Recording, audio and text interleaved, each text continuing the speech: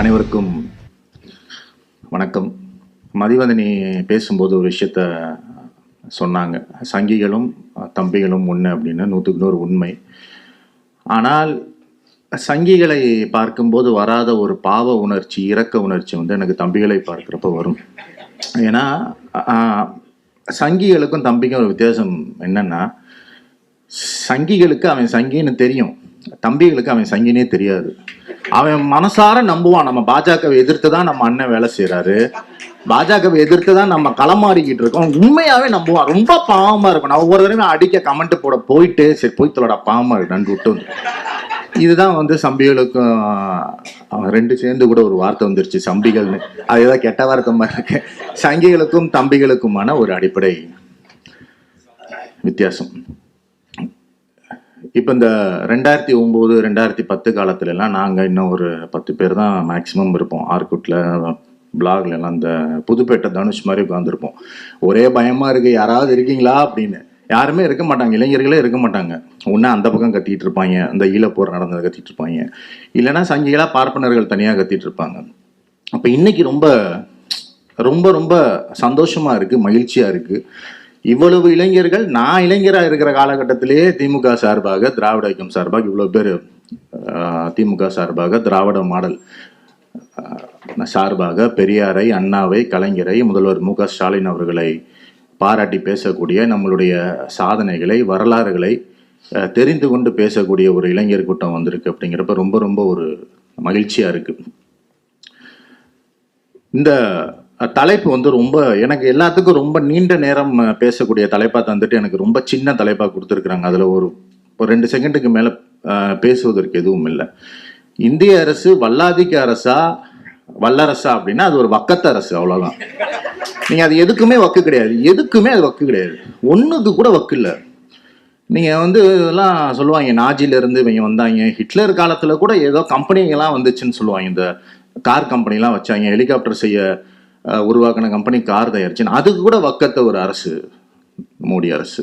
நீங்கள் லிட்ரலி நீங்கள் எதுக்கு வேணாலும் பொருத்தி பார்க்கலாம். மணிப்பூர் எரிஞ்சிட்டு இருக்கு, மணிப்பூர் கலவர நியூஸை ஏற்கனவே ஒரு 20 சேனல் இருந்தால் 1.5 சேனலில் காட்டுறான். இந்த ஆள் கர்நாடகாவில் போய் என்ன கத்துறாரு அப்படின்னா, பஜ்ரங்கி அப்படின்னு கத்துறாரு. எவ்வளோ அசிங்கமாக இருக்குது. ஒரு இந்தியா மாதிரி ஒரு பெரிய நாடு, இப்போலாம் இந்தியா மேலே எப்பயுமே திராவிட இயக்கத்தவருக்கு இந்தியா மேலே எப்பயுமே ரொம்ப பெரிய அது வந்து ஐம் ப்ரௌடு அப்படின்லாம் இருக்காது. இந்தியா ஒரு நாடு, நிறைய மக்கள் இருக்கிறதுனால அந்த மாதிரியான சாதனைகளை படைத்த ஒரு நாடு அந்த அளவில் இருக்கும். ஆனாலும் இந்தியா என்பது கண்டிப்பாக வளரணும், பெரிய நாடாகணும், இந்தியா பாஸ்போர்ட்லாம் நம்ம வச்சிருக்கிறோன்ற அளவில் இந்தியா மேலே நமக்கு எப்பயுமே மதிப்பு இருக்கிறது. அப்படி மதிப்பு இருக்கிற நமக்கே இந்த ஆளை பண்றதை பார்த்தா இந்தியா மேல பாசமா வருது. என்ன இந்தியாவோட நிலைமை இவ்வளவு மோசமாயிருச்சு. ஒரு கோமாளித்தனமான குல்லாவை போட்டுட்டு பஜ்ரங்கி பஜ்ரங்கின்னு கத்திட்டு இருக்கிறாரு. மணிப்பூர் எரியுது. இன்னொருத்தர் சொல்றாரு, உள்துறை அமைச்சர், இதுதான் கால கொடுமை, மணிப்பூர் எரிஞ்சிட்டு இருக்கு, மணிப்பூர்ல இவங்க தான் ஆட்சியில் இருக்காங்க. கர்நாடகாவில் சொல்றாரு, இங்க வந்து பிஜேபி அரசு போய் காங்கிரஸ் அரசு வந்துருச்சுன்னா கலவரம் வருமா கர்நாடகாவில். எவ்வளவு கேவலம், ஒரு அசிங்கமான ஒரு அரசாக இந்த வக்கத்த அரசு இருக்கிறது அப்படிங்கிறதுக்கு இதை விட ஒரு பெரிய உதாரணமே தேவையில்லை. இன்னொரு விஷயம், வர்றப்ப இங்கே வந்து நான் ஈசிஆர்லேருந்து எக்மோர் வர்றப்ப ஒரு இதில் வந்தேன், டாக்ஸியில் வந்தேன். அப்போ இந்த கையில் இந்த திராவிட மாடல் புத்தகம்லாம் இருக்கிறத பார்த்தோன்னா, அந்த கேப் அண்ணன் வந்து ரொம்ப ஆர்வமாயிட்டு என்ன பண்ணார், வர்ற வழியில், சார் இது வந்து கலைஞர் கட்டணும் சார், இது வந்து 89 இது போட்டார், கையெழுத்து போட்டார் சார், இது வந்து 2006 பண்ணார் சார், இது வந்து தளபதி பண்ண சார்னு சொல்லிட்டே வர்றார். அவர் வந்து நம்மளுடைய திராவிட மாடல் சாதனைலாம் சொல்லிட்டு வர்றார்.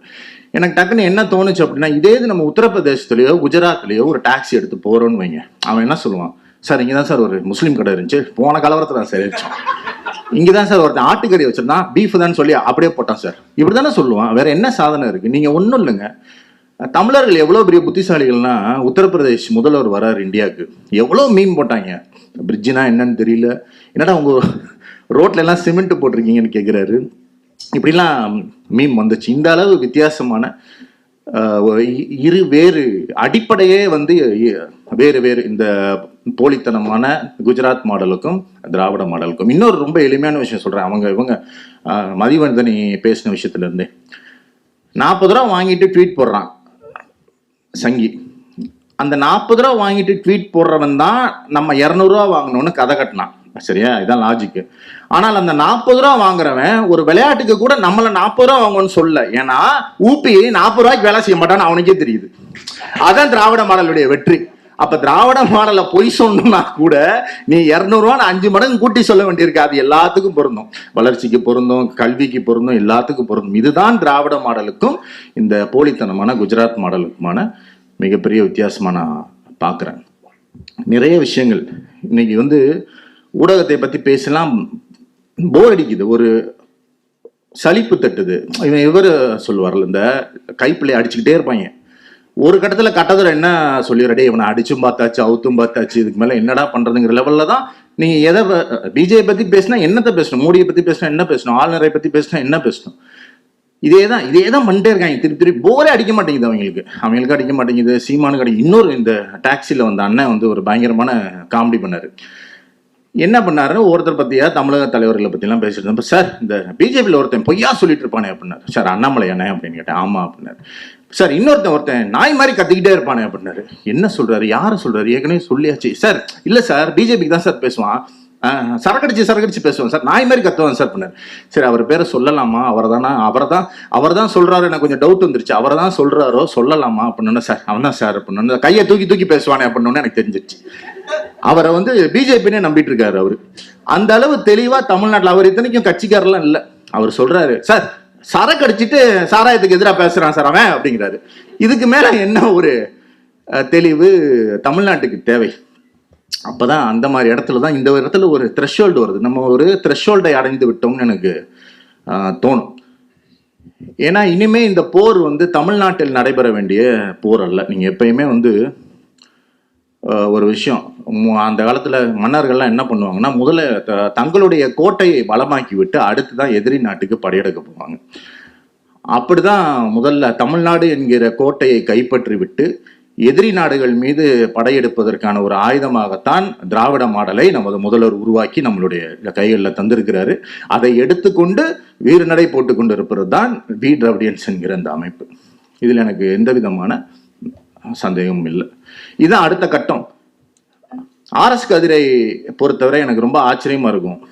இப்ப நாங்கெல்லாம் வந்து 2 தடவையா திமுக ஆட்சிக்கு வரல. அப்ப எங்களுடைய இலக்கெல்லாம் என்ன இருந்துச்சு, தமிழ்நாட்டில் ஆட்சிக்கு வந்துருவோமா, அடுத்து தமிழ்நாட்டில் ஆட்சிக்கு வந்துருவோமா, இவங்க என்னமாவது பண்ணுவாங்க, கடைசி நேரத்தில் ஏதாவது பண்ணுவாங்க அப்படிங்கிறப்ப கதிர் ஆர்எஸ் அப்படிங்கிற ஒரு நபர் என்ன பண்ணிக்கிட்டு இருந்தார் அப்படின்னா, இந்த ராக்கி பாய் அடிச்சுட்டு சொல்லுவான்ல, உனக்கு என்ன வேணும் உலகம் அப்படிங்கிறப்ப எனக்கு என்ன வேணும் இந்தியா, அப்படி எழுதுனது தான் அந்த புத்தகம். முதல்வர் மு.க. ஸ்டாலின் அவர்கள் தமிழக முதல்வர் ஆகிவிடுவாரா என்ற சந்தேகம் எங்களுக்கு இருந்தபோது, அவர் எதிர்கட்சி தலைவராக இருந்த போதே அவர் இந்தியாவின் பிரதமர் ஆகணும்னு புத்தகம் எழுதியவர் ஆர்எஸ் கதிர். அதனால்தான் அவர் எங்களிலிருந்து சற்று உயர்ந்த அந்த கனவு பெரிய ஒரு லட்சியத்தோடு இருப்பதால் தான் அவர் வந்து உயர்ந்து நிற்கிறார். இவ்வளவு பெரிய அமைப்பை அவர் கட்டி வந்து உருவாக்கி இருக்கிறார். என்ன வி டிராவிடியன்ஸ் எதற்கு தேவை, இந்த வி டிராவிடியன்ஸ்னு எதுக்கு இயங்கணும்?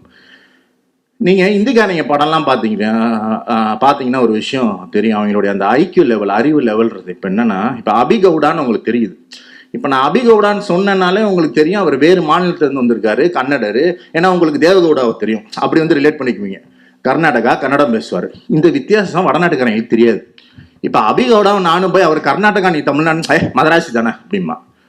இதான் அவனுக்கு வித்தியாசமா அவ்வளோதான் தெரியும். நீங்க ஷாருக் கான் ஒரு படம் நடிக்கிறாருங்க, அவங்களுக்கு உண்மையிலேயே கேரளா ஒரு மாநிலம், தமிழ்நாடு ஒரு மாநிலம், கர்நாடகா மாநிலம்னே தெரிலங்க. அவங்களுக்கு சவுத்து வந்துட்டா கேரளா ட்ரெஸ் போடுறாங்க, தயிர் சோறை சாப்பிட்றாங்க, விபூதியை வச்சு விட்டுறாங்க, எல்லாத்தையும் கலந்து நம்ம எல்லாம் சேர்ந்து ஒரு நாடுன்னு நினைக்கிறாங்க. சரி, அப்படியே இருந்துட்டு போவோமே, அவன் ஆசைப்படியே இருந்துட்டு போவோமே, என்ன தப்பு?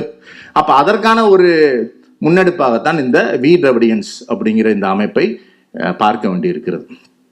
சரி, இப்போ ஒரு விஷயம், நீங்க தூங்குவது போல் நடிப்பவர்களை வந்து எழுப்பிடலாம்பாங்க. அது போல எழுப்ப முடியாது, உண்மையிலேயே தூங்குறவனை தான் எழுப்ப முடியும். அதனாலதான் நீங்க சங்கி கிட்ட பேசினாலும் சரி, தம்பி கிட்ட பேசினாலும் சரி, நீங்க எந்த அளவுக்கு உண்மைகளை எடுத்து சொல்றீங்களோ நீங்க தான் டயர்ட் ஆவீங்களே தவிர அவன் டயர்டே ஆக மாட்டான். ஏன்னா அவனுக்கு நல்லா தெரியும் போய் தான் சொல்றோன்னு. நீங்க ஒரு விஷயம் யோசிச்சு பாருங்க. வாரிசு அரசியலுங்கிறான். வாரிசு அரசியல் ராகுல் காந்திங்கிறான். எடியூரப்பாவை அமித்ஷா பார்க்க போறாரு. எடியூரப்பா பையன் வரான். பையன் கிட்ட தான் பொக்கையா கொடுக்குறாரு. என்னன்னு பார்த்தா எடியூரப்பாக்கு அடுத்து பையன் அமித்ஷா வாழ்த்துறான். இது அவங்க சைட்லயே பெருமையா பேசுறாங்க. ஆனா நமக்கு என்ன பாடம் எடுப்பாங்க? வாரிசு அரசியல், இங்க இவர் அமைச்சர் ஆயிட்டாரு, அவர் அமைச்சர் ஆயிட்டாருன்னு பேசுறது. ஆக தங்கள் பக்கம் நடக்கிற அயோக்கியத்தனம் எல்லாம் அவனுக்கு தெரியும். அதானி அம்பானிக்கா தான் மோடி வேலை பார்க்குறாருன்னு அவனுக்கு தெரியும். அவனுக்கு எல்லாமே தெரியும். அவன் ஒரு வக்கத்தவன், அவங்களுக்கு எதுவுமே தெரியும். நீங்க அயன்மேன் ஒரு படம் பார்த்துருப்பீங்களா? அயன்மேன் ஒரு படம் இருக்கும். அதுல ஃபர்ஸ்ட் சீன்ல இருந்து ஒரு தீவிரவாதியை காட்டிகிட்டே இருப்பாங்க. பார்க்க பயமா இருக்கும். பென் கிங்ஸ்லி தான் நடிச்சிருப்பாரு. அவரை டிவியில் பார்த்தாலே அவர் பயங்கரமாக பேசுவார், இது பண்ணுவார். கடைசியில் பார்த்தா அவர் ஒரு நகைச்சுவை நடிகர். அவரை வச்சு ஒரு ஆர்கனைசேஷன் அவரை ஏதோ பெரிய வில்லன் மாதிரி ஏமாற்றி அவர் அப்படியே காட்டிக்கிட்டே இருக்கும். அப்படி நம்மிடையே காட்டி ஆர்எஸ்எஸ் ஏமாற்றி கொண்டிருக்கிற ஒரு உருவம் தான் மோடி என்கிற நபர். நீங்கள் அவருக்கு என்ன டெய்லி 2 ஃபோட்டோ ஷூட்டு, 4 காஸ்டியூமு, 2 இதுக்கு டூர் பிளான் போட்டு கொடுத்துட்டிங்கன்னா அவர் பாட்டுக்கு ஜாலியாக சுற்றிட்டே இருப்பார். இங்கே ஆர்எஸ்எஸ் அதனுடைய ஆட்சியை நடத்திட்டே இருக்கும். என்னைக்கு மோடி மீது இந்த மக்களுக்கு வெறுப்பு வருது, என்னப்பா ஒன்றும் சரியில்லை அப்படிங்கிறப்ப அடுத்து யோகி மாதிரி யாரையாவது கொண்டு ரீப்ளேஸ் பண்ணுவாங்க. இதுதான் ஆர்எஸ்எஸ்னுடைய செயல் திட்டமாக இருக்கிறது. அப்போ இதெல்லாம் என்ன பண்ணுறது? இதெல்லாம் எப்படி மாற்றுறது? நம்மளுடைய நோக்கம் என்னவாக இருக்க வேண்டும்? நீங்க எல்லாத்துலயும் இம்போசிஷன். நீங்க இன்னொரு விஷயம் யோசிச்சு பாருங்க. நீங்க ஏதாவது ஒண்ணு இன்னைக்கு 4ஆம் வகுப்பு சிவிக்ஸ் புக்ல இருக்கு, India is the world's largest democratic கண்ட்ரின்னு இருக்கு. ஏன்னா உலகத்திலேயே மிகப்பெரிய ஜனநாயக நாடு இந்தியான்னு. இன்னைக்கு உண்மையிலேயே ஜனநாயகம் என்பது இருக்கா? நம்ம ஒரு அரசுக்கு சிம்பிளான லாஜிக், ஒரு அரசு இருக்கு. அந்த கட்சி பதவி ஏற்கிறதுக்கு முன்னாடி அல்லது தேர்தலில் நிற்கிறதுக்கு முன்னாடி மக்கள் கிட்ட நிறைய வாக்குறுதிகளை தர்றாங்க. உதாரணத்துக்கு ஒரு வாக்குறுதி என்ன சொல்றோம்? நாங்கள் வந்தால் ஆன்லைன் ரம்மியை ஒழிப்போங்கிறாங்க. ஒழிப்போன்னு சொல்லிட்டு ஆட்சிக்கு வராங்க. ஆட்சிக்கு வந்துட்டு அவங்க ஒரு தீர்மானம் போட்டு சட்டசபையில் சட்டம் போட்டு அனுப்புறாங்க. அது ஆளுநர் கிடப்பில் போட்டு வச்சிருக்கிறாரு. இது பேர் மக்களாட்சியா? இதுக்கு ஒரு சாதாரண விஷயம். இதற்கு எவ்வளவு போராட வேண்டி இருக்கிறது? அப்ப இங்க மக்களுடைய ஆட்சி எங்க நடக்குது? இங்க ஒன்றிய அரசு என்கிற இந்த வக்கத்த அரசினுடைய அல்லக்கையாக இங்கே யாராவது ஒருத்தர் அனுப்பிட்டு இந்த பேட்சா அந்த பேட்சான்னு பில்டப் கொடுத்துட்டு அவங்க உட்கார்ந்துட்டு ஒரு தடைக்கல்லாக இருந்துக்கிட்டு மக்களாட்சி என்பதையே இங்கே நடக்க விடாமல் செய்து கொண்டிருப்பது தான் இன்னைக்கு நடந்து கொண்டிருக்கிறது ஒட்டுமொத்த இந்தியாவிலேயே. நீங்க ஒரு விஷயம் யோசிச்சு பாருங்க. நம்ம இந்தியாவில் எப்போ டெமோக்ரஸி வந்துச்சோ நமக்கு நிறைய பிரச்சனைகள் இருக்கு. ஒன்றிய அரசோட எப்பயுமே நம்ம இணைஞ்சில்லை. நான் அதனாலதான் போற கூடத்துலலாம் சொல்லுவேன், திமுக என்பது எத்தனையோ ஒன்றிய அரசுகளுடன் கூட்டணி வச்சு அமைச்சரவையில கூட இடம்பெற்றிருக்கிறது. ஆனால் எப்பயுமே எதிர்கட்சியா தான் செயல்பட்டு இருக்கு. நீங்க எப்பயுமே டெல்லிக்கு ஒரு உண்மையான எதிர்கட்சி இந்தியாவில் இருக்கு அப்படின்னா திமுக மட்டும்தான். ஏன்னால் ஒரு நாளும் மாநில மக்களின், இந்திய மக்களின் அந்த நலனை இதே கிடையாது. நம்ம கூட்டணி வச்சிருக்கோம் அப்படிங்கிறதுனால. அதனாலதான் திமுகவை நான் எப்பயுமே ஒன்றிய அரசினுடைய எதிர்கட்சின்னு சொல்லுவேன். ஆனா இன்றைக்கு ஆனாலும் ஏன் நம்ம நிறைவேற்றிக் கொள்ள முடிஞ்சிச்சு? நேரு காலத்திலையும் சரி, மன்மோகன் சிங் காலத்திலையும் சரி, எத்தனையோ ஆட்சியாளர்கள் போயிருக்கிறார்கள். நம்மளுடைய கோரிக்கைகள் அவர்களுக்கு விரோதமாக இருந்தாலும் நம்மளால நிறைவேற்றிக் கொள்ள முடிஞ்சிச்சு. ஏன்னா அவர்களிடம் குறைஞ்சபட்ச ஜனநாயகத்தன்மை ஒன்று இருந்துச்சு. இன்னைக்கு அந்த ஜனநாயகத்தன்மை இந்திய அரசுக்கு கொஞ்சம் கூட கிடையாது. இன்னைக்கு அவங்க சொன்னாங்க எப்படி பத்திரிகையாளர்கள் எல்லாம் கொல்லப்படுகிறார்கள், எதிர்த்து பேசுறோம். இப்போ என்ன சொன்னாரு, தமிழ்நாட்டில் நம்ம என்ன வேணாலும் பேசலாம். இப்போ தமிழ்நாட்டில் இப்படி பேசுறோமே, இப்போ தமிழ்நாட்டில் நான் பேசுறேன், மதியோதினி பேசுறாங்க, அபிசுல்லா பேசிருக்கிறாரு, ராஜீவ்காந்தி தோழர் பேச போறாரு. இப்ப இதே சூழல்ல இப்படி ஒரு கூட்டத்தை உத்தரப்பிரதேசத்துல இந்தியாவில் நடத்திவிட முடியுமா? அப்ப நடத்திவிட முடியுமா? கர்நாடகாவில் நடத்திவிட முடியுமா? குஜராத்தில் நடத்திவிட முடியுமா? நினைச்சு பாருங்க. இப்ப என்னையே கூப்பிடுறாங்க, குஜராத்தில் போய் நீங்க வாங்க இங்கிலீஷ்ல பேசுங்க, மோடியை பத்தி பேசுங்கன்னா நான் 2 நிமிஷம் யோசிப்பேன். ஏனென்றால் உயிர் பயம். நீங்க இந்தியா என்பது பேச்சு சுதந்திரம் இல்லாத நாடு. தமிழ்நாட்டை தவிர நீங்க எங்கேயுமே போய் ஒரு பேச்சு சுதந்திரத்தோடு இருக்க முடியாது. அந்த மாதிரியான ஒரு நாடாகத்தான் இன்னைக்கு இந்தியா இருக்குது. இவன் சொல்றானே பிரிட்டிஷ் நம்மளை இது பண்ணாங்க, முகாலயர்கள் பண்ணானே, இவனை விட நான் சொல்றேன், இந்த அரசை விட, இந்த மோடியின் அரசை, ஆர்எஸ்எஸ் அரசை விட அசிங்கமாக, கேவலமாக மக்களை அடிமையாக நடத்திய ஒரு அரசு வரலாறுலே கிடையாது. மன்னராட்சியில கூட கிடையாது. இவ்வளவு மோசமாக ஒரு அரசு. நீங்க மன்னராட்சியில கூட தலைவிதியே நினைச்சிட்டு போயிடலாம். ஏன்னா அவன் நினைக்க மாட்டான், அவன் தேர்ந்தெடுத்த ஆட்சியாளர்கள் ஆட்சி செய்ய போறதில்லை. இங்க ஓட்டு போட்டு உட்கார வச்சுட்டு இவர்கள் எவ்வளவு கேவலமாக மக்களை நினைக்கிறார்கள். மான் கி பாத் முதல் நிகழ்ச்சி நடக்குது. முதல் நிகழ்ச்சி நடக்கிறப்ப 400 சில்லற கேஸ். இப்போ வந்து ஏதோ கொண்டாடுறாங்க 100வது நிகழ்ச்சியா 150வது நிகழ்ச்சியா, இப்போ 1000 ரூபாய்க்கு மேலே கேஸ் சிலிண்டர் போகுது. இது எந்த சங்கிக்கும் உரைக்கவே மாட்டேங்குது. இப்போ மதவெறி இருக்கிறவனுக்கு என்ன பிரச்சனை அப்படின்னா, மதவெறி ஜாதி வெறி என்ன பண்ணுன்னா, படிப்பு போகிறப்ப கவலைப்படாது, தலைக்கு மேல் இருக்கிற வீடு போகிறப்பையும் கவலைப்படாது. அவனுக்கு அந்த வெறி அவனை அப்படியே இயங்க வைக்கும். கடைசியாக அந்த கடைசி பருக்கு அரிசிலையும் கை வரும்.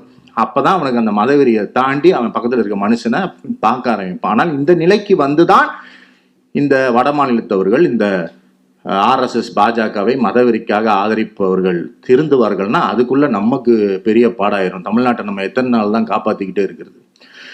அப்ப அதற்கான ஆயுதம் தான் இன்னைக்கு இவர் சொல்றாரு. இந்தியாவை ஆளக்கூடிய சூத்திரமாகத்தான் திராவிட மாடல் இருக்கிறது நம்மளுடைய முதல்வர் சொல்றாரு அப்படின்னா அவர் வந்து அது வந்து வெற்று வார்த்தை அல்ல.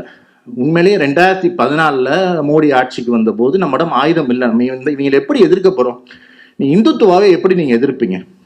இந்தியாவில் இந்துத்துவங்கிறத அவன் ஏதோ ஒன்று பண்ணி ஃப்ராடு பண்ணி இந்துக்கள் எல்லாம் ஒன்றுன்னு ஒரு ஏமாற்ற வேலையை உருவாக்கிட்டாங்க. பார்ப்பனர்கள் என்கிற அந்த 3 to 10% பார்ப்பனர்களுக்காக எல்லாருமே வேலை செய்யணுங்கிறது தான் ஆர்எஸ்எஸ்னுடைய கொள்கை. அதே ஒரு வழியாக வட மாநிலத்தில் இந்துத்துவ வெறி இருக்கிறவங்க எல்லாம் கூப்பிட்டு இந்துவாக ஒன்றிணைவோம்னு சொல்லி போலரைஸ் பண்ணிட்டாங்க. இதை எப்படி நம்மளால எதிர்க்க முடியும்? முஸ்லீமாக ஒன்றிணைவோம்னு சொல்ல முடியுமா? முடியாது. இந்தி பேசுபவர்களாக ஒன்றிணைவோம்னு சொல்ல முடியுமா? முடியாது. நமக்கு இந்தியே தெரியாது, நம்ம அப்படிலாம் இணைக்க முடியாது. அப்ப நமக்கு என்ன?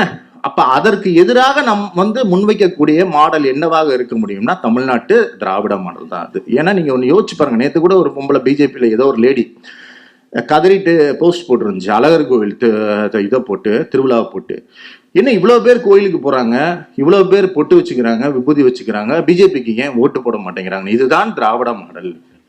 இந்த புரிதல் தான். இதைத்தான் நான் வந்து திருப்பி திருப்பி சொல்றேன். இது வந்து ரொம்ப யூனிக்கான ஆயுதம். இந்த ஆயுதம் வந்து ஒரு கோபத்தால உணர்வால கட்டி எழுப்பப்பட்ட ஆயுதம் இல்லை. இது அறிவால் உருவாக்கப்பட்ட ஆயுதம். பெரியாரும் அண்ணாவும் கலைஞரும் போட்ட விதை இது.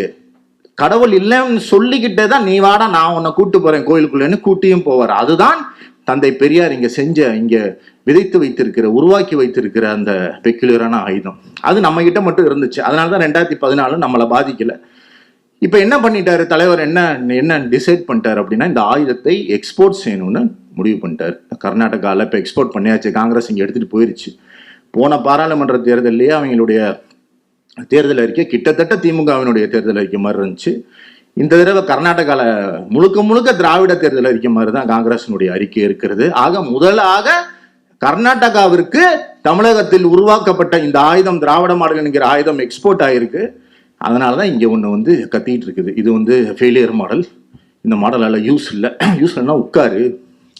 என்ன உனக்கு நல்லா சோறு கிடைக்குது, எங்க காசுல சோறு கிடைக்குது, நல்லா ஊர் சுத்து, 2 பியூட்டி பார்லரை திறந்து வை. இதான வழக்கமா கவர்னர் பண்ணுவாங்க. நீ ஏன் கத்திக்கிட்டு கிடக்க திராவிட மாடல் போச்சுன்னா? அதான் இல்ல இப்ப வெடிக்கல, ஒரு வெடி தான் நனைஞ்சு போச்சுன்னா ஐயோ வெடி நனைஞ்சு போச்சுன்னா கத்துவானா? அது எரிஞ்சிட்டு இருக்கிறனால தான் நீ கத்திட்டே இருக்கிற. அப்ப இந்த ஆயுதத்தை எக்ஸ்போர்ட் செய்ய போறோம் அப்படிங்கிற பயம்தான் இவங்களுக்கு. இது ஒவ்வொரு மாநிலமா போச்சு. இந்த அபிகவுடா வந்திருக்கிறாரு. 5-10 வருஷத்துக்கு முன்னாடி இந்த திராவிடம் பேசுபவர்கள் எதிர்கொண்ட பெரிய கேள்வி என்ன தெரியுமா? இந்த தம்பிகள் எல்லாம் வைப்பாங்க. என்ன தெரியுமா வைப்பாங்க? நீ மட்டும்தான் திராவிடம் திராவிடங்கிற. கர்நாடகாவில் பேசுறானா, கேரளால பேசுறானா? முதல்ல ஆப்ப வந்து கேரளால அடிச்சான். திராவிட நாடுன்னு ட்ரெண்ட் பண்ணான் ஃபர்ஸ்ட். அதுவும் இமையிலே தலையில மண்ணவாரி போட்டுக்கு தான் அமித்ஷா என்ன பண்ணாங்க? வாமன அதாவது ஓணம் நிகழ்ச்சி நடக்குது. அவன் மாவலி சக்கரவர்த்தி அவன் பாட்டு கொண்டாடிட்டு போறான். இந்த ஆள் ட்வீட் போடுறாரு வாமன ஜெயந்தி வாழ்த்துக்கள்னு. கேரளாக்காரெல்லாம் ஒன்னாயிட்டான். திராவிட நாடு கேட்க ஆரம்பிச்சிட்டான் ட்விட்டர்ல. இது ஃபர்ஸ்ட் அவங்களே வச்சுக்கிட்ட கொல்லி. அடுத்து இந்த டிராவிடியன்ஸ் மாதிரியான குழுமெல்லாம் வச்சு இப்ப அபிகவுடா வந்து உட்கார்ந்து இருக்கிறாரு. இதுதான் இந்த தீ பரவட்டும்ங்கிறது. இதுதான் இன்னைக்கு கூட எழுதியிருந்தாரு. அப்ப இவங்க மட்டும் என்ன பண்றாங்க? அப்ப அபிகவுடா மாதிரி வேற மற்ற மாநிலங்கள்ல இருந்து இந்த ஒட்டுமொத்த இந்திய அரசியலை எதிர்கொள்கிறவர்கள் என்ன நினைக்கிறாங்க? எப்படி இந்த மாநிலத்துல மட்டும் வெளிச்சம் இருக்கு? எப்படி இந்த மாநிலத்துல மட்டும் சாப்பிட்றாங்க? எப்படி இந்த மாநிலத்துல மட்டும் முஸ்லீமும் இந்துவும் ஒன்னா இருக்காங்க, ஓட்டு போடுறப்ப மதத்தை முன்வைக்காம வளர்ச்சியை முன் வச்சு ஓட்டு போடுறாங்க? அப்ப இந்த மாநிலத்துல என்ன இருக்கு? இப்ப இந்த மாநிலத்துல தந்தை பெரியார் இருந்தாரு, இந்த மாநிலத்துல அண்ணா இருந்தாரு, இந்த மாநிலத்துல கலைஞர் இருந்தாரு, இந்த மாநிலத்தில் முதல்வர் மு க ஸ்டாலின் இருக்கிறார், இங்க திராவிட மாடல் இருக்கிறது. அப்ப அதை தூக்கிட்டு நம்ம மாநிலத்துக்கு போவதை தவிர இந்தியாவை காப்பாற்ற நமக்கு வேற வழி இல்லை அப்படிங்கிறது இன்னைக்கு ஒட்டுமொத்த இந்தியாவுக்கும் தெரிந்திருக்கிறது. அதனாலதான் நான் இந்த திராவிட மாடல் பாசறை கடைசியா ஒரே ஒரு விஷயத்தை மட்டும் சொல்லிக்கிறேன். திராவிட மாடல் பாசறை கூட்டங்களில் பேசும்போதெல்லாம் நான் யோசிப்பேன், எதுக்கு திராவிட மாடல்னு பேர் வச்சாரு, திமுக மாடல்னு பேர், அவங்க குஜராத் மாடல்னு பேர் வச்சு வித்துட்டாங்க. சரி, இவரையும் திராவிட மாடல்னு பேர் வச்சாரு, திமுக மாடல்னு வச்சிருக்கலாம், தமிழ்நாடு மாடல்னு வச்சிருக்கலாம், அண்ணா மாடல், கலைஞர் மாடல், மு க ஸ்டாலின் மாடல்னு வச்சிருக்கலாம். ஏன் திராவிட மாடல்னு வச்சாருன்னா, இந்த ஆயுதத்தை அவர் உருவாக்கியது தமிழ்நாட்டு போருக்காக அல்ல, அது இந்தியா மீதான போருக்காக. அதனாலதான் திராவிட மாடல் என்கிற பெயரை வைத்திருக்கிறார். இதுல அவ்வளவு முன்யோசனை இருக்கு. அதனாலதான் இன்னைக்கு சொல்றாரு பதில் என்ன சொல்றாரு, இது இந்தியாவை ஆள போகும் சூத்திரம்ங்கிறாரு. இது வெறும் வார்த்தை அல்ல, இனி வரும் வரலாறுக்கான முன்னுரை. இது இப்ப அப்படித்தான் நம்ம திராவிட மாடலை பார்க்க வேண்டி இருக்கிறது. இன்னைக்கு இந்தியாவை ஒரே ஒரு விஷயத்தால் காப்பாற்ற முடியும். ஒரே ஒரு மாத்திரை வந்துடாதான், அந்த மிராக்கிள் ட்ரக்னு சொல்லுவாங்கல்ல ஆங்கிலத்துல, அந்த மாதிரி ஏதாவது ஒரு ஆச்சரியத்தை இந்தியாவில் நிகழ்த்தி விடாத. இன்னைக்கு எவ்வளவு அயோக்கியத்தனம் நடக்குது பாருங்க. எவனுமே, அதாவதுங்க, முன்னாடிலாம் நீங்க பழைய படம் பார்த்துருந்தீங்கன்னா லஞ்சத்தை டேபிளுக்கு அடியில தான் கொடுப்பான். ஏன்னா லஞ்சங்கிறது ஒரு தப்பை மறைத்து செய்ய வேண்டும் அப்படிங்கிற ஒரு விஷயமாவது தப்பு செய்வர்களோட இருந்துச்சு அந்த காலத்துல. இப்போ காங்கிரஸ் ஆட்சியிலயோ அதுக்கு முன்னாடியோ. இன்னைக்கு தப்பு செய்வதை மறைக்கவே தேவையில்லை. ஏன்னா பிரதமர் தப்பு பண்ணுவாரு, பிரதமர் கேவலமா பேசுவாரு, அடிக்கிறவனை ஆபாசமா பேசுறவனை பிரதமர் ஃபாலோ பண்ணுவாரு, அமித்ஷா மோசமா பேசுவாரு, அமித்ஷா ரெக்கார்ட் செய்யப்பட்டு கொண்டிருக்கிற ஒரு கூட்டத்துல சொல்லுவாரு, என்ன போய் வேணா பிஜேபி காரங்க சொல்லுங்க, நான் பாத்துக்கிறேன். ஆக எந்த தப்பையும் எந்த அயோக்கியத்தனத்தையும் வெளிப்படையாக செய்யலாம், எந்த அசிங்கமும் தேவையில்லைங்கிற ஒரு நிலைமைக்கு இன்றைக்கு பாஜக வந்திருக்கு. நீங்க ஒரு விஷயம் யோசிச்சு பாருங்க. ஒப்பீட்டளவுல பிபிசி ஒரு டாக்குமெண்ட்ரி எடுக்குது. அது இவங்க அதாவது பிபிசி டாக்குமெண்ட்ரி நம்ம பார்க்கறதுக்கு முன்னாடியே இந்திய ஊடகங்கள்லாம் என்ன பண்றான், பிபிசி டாக்குமெண்ட்ரி என்னது பிபிசி டாக்குமெண்ட்ரி அட்டாப்சி அப்படின்னு நிகழ்ச்சி போட்டு பிபிசி டாக்குமெண்ட்ரியில மோடியை பத்தி என்னென்ன பொய் சொல்லியிருக்குன்னு பிபிசி டாக்குமெண்ட்ரி இந்திய ஊடகங்கள்லாம் அட்டாக் பண்ணிட்டு இருக்கு. இந்த நிலைமையில இந்தியாவினுடைய ஊடகங்கள் மோடிக்காக இரவு பகலாக வேலை பார்த்து கொண்டிருக்கிறார்கள். அதே நேரத்தில் இந்த சைடு பாருங்க, படம் எடுக்கிறாங்க கேரளா ஸ்டோரி. என்னன்னு பார்த்தா, கேரளாவில் இருக்கிற பெண்கள்லாம் காணாமல் போனாங்க, முஸ்லீம்கள் கடத்திட்டாங்கன்னு. அந்த படத்தினுடைய தயாரிப்பாளர் வெக்கமே இல்லாம கோர்ட்ல நீதிபதி ஒரு கேள்வி கேட்கிறாரு, நீ 32,000 பெண்கள் காணவன்னு நீ பாட்டுக்கு டீசர்ல சொல்றியே, எந்த ஆதாரத்துல சொல்ற அப்படின்னு. அப்படியா, சரி அதை நான் எடுத்துடுறேன். எவ்வளவு சிம்பிளான பதில் பாருங்க. என்ன நீ எங்க இருந்துடா சொன்ன, அதை நான் எடுத்துடுறேன்ட்டு. இவ்வளவுதான். அந்த படத்தை தடை செய்ய முடியல. ஆனால் இது போல் கண்டினியூஸா வந்துட்டு இருக்க போகுது. எப்படி காஷ்மீர் ஃபைல்ஸ், நீங்க பாருங்க, அதே பேட்டர்ன். இது அவங்க சொன்ன மாதிரி அப்படியே நாஜிக்கலனுடைய பேட்டர்ன். எனக்கு ரொம்ப ஆச்சரியமா இருக்கு. நாஜிக்கலனுடைய வரலாறு, அந்த காலத்திய ஜெர்மனியினுடைய வரலாறை படித்தால் இந்த நிகழ்கால இந்தியாவின் வரலாறை படிக்கிற மாதிரி இருக்கு. அப்படியே இருக்கு. அதே கோயபல்ஸ்தனம். நீங்க ஹிட்லர் முன்வச்ச வார்த்தை என்ன, நியூ ஜெர்மனி. மோடி முன்வைக்கும் வார்த்தை என்ன, நியூ இந்தியா. அதே இது அப்படியே டிட்டோவா காப்பிடிச்சு அதையே பண்ணிட்டு இருக்கிறாங்க. அதற்காகவே படங்கள் எப்படி ப்ரொபகண்டா மிஷின் சொல்லுவாங்க, ஹிட்லர் ப்ரொபகண்டா மிஷின், ஹிட்லருடைய ப்ரொபகண்டாக்கு ஈடு இணை எதுவுமே கிடையாது. இன்னைக்கு அதையெல்லாம் தூக்கி சாப்பிடுகிற வகையில மோடியினுடைய ப்ரொபகண்டா மிஷின் இருக்கு, ராப்பகலா வேலை செய்யுது மோடிக்காக. அப்ப இதையெல்லாம் தாண்டி நம்ம வரணும். எப்படி நம்ம தமிழ்நாட்டில் வந்தோமோ அதுபோல இந்தியாவிலும் திராவிட ஆட்சி ஒரு நாள் கண்டிப்பாக வரும். அந்த நாள் வரும்போது இந்த வீடியோவிடேட்ஸின் பங்கை கண்டிப்பாக நாம் எல்லாம் நினைத்து பார்க்க வேண்டும் அப்படிங்கிறதுல எந்த மாற்று கருத்தும் இல்லை. இப்படி ஒரு அருமையான கூட்டத்தில் பேச வாய்ப்பு கொடுத்த அனைவருக்கும் நன்றிகளை தெரிவித்துக் கொள்கிறேன்.